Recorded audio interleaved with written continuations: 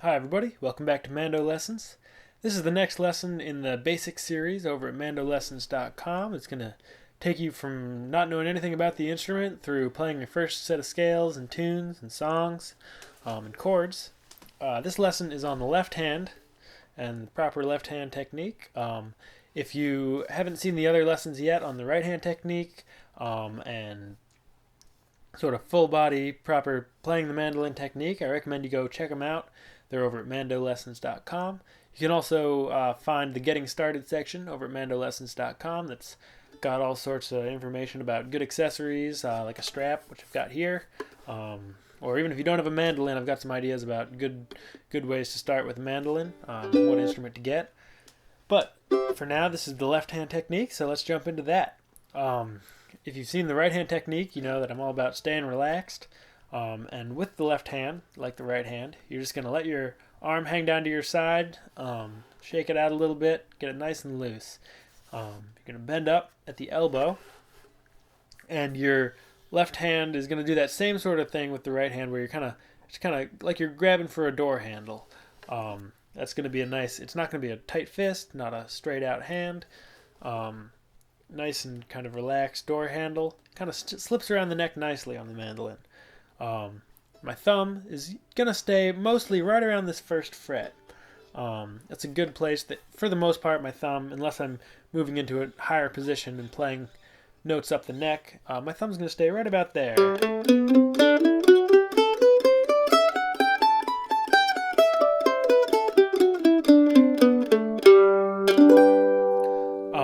In terms of getting your hand in a nice proper position, one thing that's really helpful is to have a little bit of this space behind the neck. You don't want your hand choked up right around the neck of the instrument.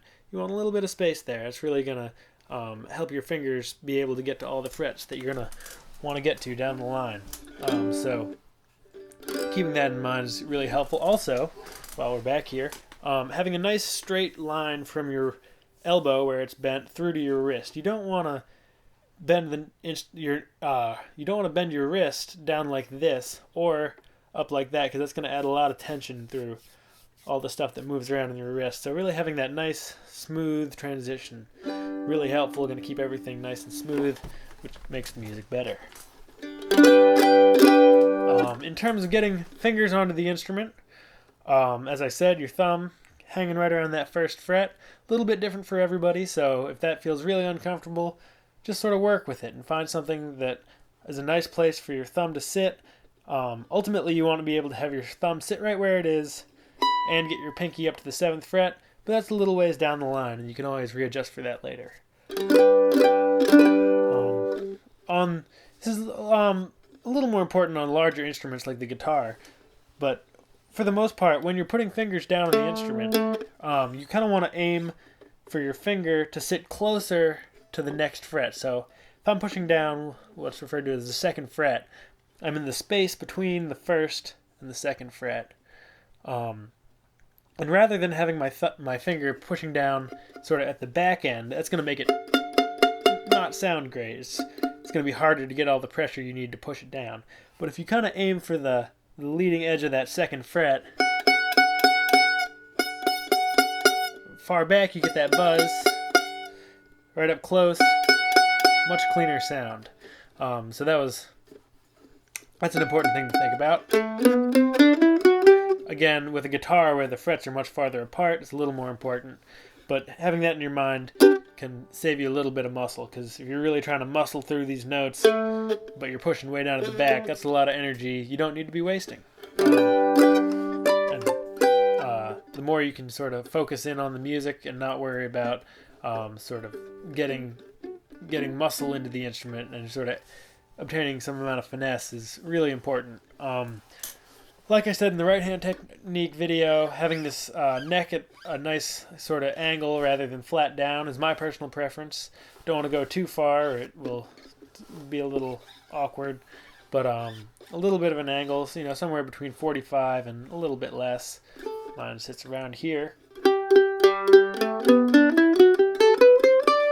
In terms of getting what part of your finger to push down on the fret with, you really want to aim right about kind of the top of your finger rather than like the meat of the part of your finger. It's going to go out of focus when I do this, but you're really aiming for this right here rather than sort of this part of your finger. So you want to be coming down on the strings, not entirely. You don't need to be coming straight down on the end, because that'll, as I said, get your wrist into a funny position.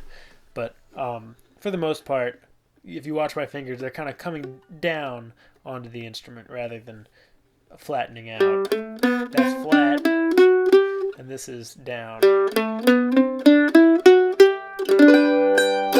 So I've got some calluses, and you'll inevitably get calluses by playing the mandolin. Get really nice calluses on the tips of your fingers if you've got your fingers in the right spot. Another thing that's going to come in handy, come in handy, I guess, down the line is really learning to keep your fingers down. So we're just going to do like the first couple notes of a scale just on one string. It's the G string, which is the lowest string. And we're going to hit the open G string with your right hand. Don't worry about right hand technique right now, because this is left hand technique time. And focusing in on the left hand is going to be important, just to sort of give all your mental space to that. So open G string, and then we're going to put our finger on the second fret, first finger or pointer finger on the second fret. Try to get a nice clean sound out of that. Fourth fret, again, nice clean sound. So far we have open, 2, 4, and then we're going to bring our ring finger in for the fifth fret. And then back to the fourth, back to the second, then open. Now if I take off my fingers every time, it starts to sound a little broken up, because I'm going.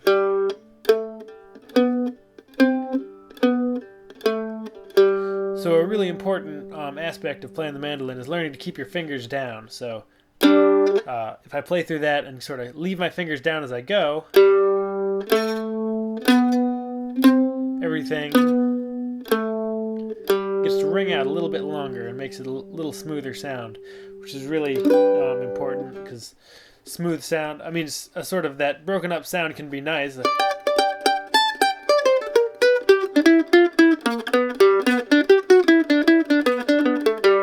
But for the most part, I'm still leaving my fingers down. My fingers aren't flying off. It's again kind of an economy of motion. You don't want to be putting more work than you need to into playing the instrument. And being able to achieve that really smooth